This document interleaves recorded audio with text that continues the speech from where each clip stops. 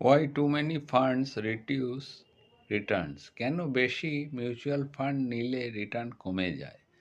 আপনার পোর্টফোলিওতে 10 থেকে 15টা মিউচুয়াল ফান্ড আছে, তাহলে রিটার্ন বাড়ছে না কমছে?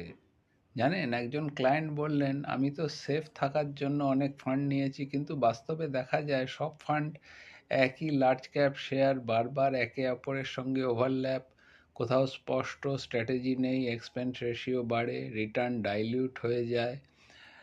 ফলাফল, মার্কেট বাড়লেও পোর্টফোলিও ধীরে চলে। বেশি ফান্ড, বেশি ডাইভার্সিফিকেশন নয়, ওভারল্যাপ হলে রিস্ক কমে না, মনিটরিং কঠিন হয়ে যায়, রিটার্নস অ্যাভারেজ হয়ে যায়। কম ফান্ড কিন্তু সঠিক অ্যালোকেশন ইজ ইকাল টু বেশি রিটার্ন। ফ্রি পোর্টফোলিও হেলথ চেকের জন্য ডিএম করুন পোর্টফোলিও লিখে।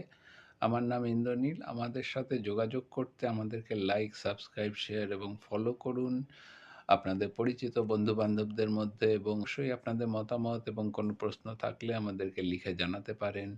ধন্যবাদ। নমস্কার। সকলে ভালো থাকবেন।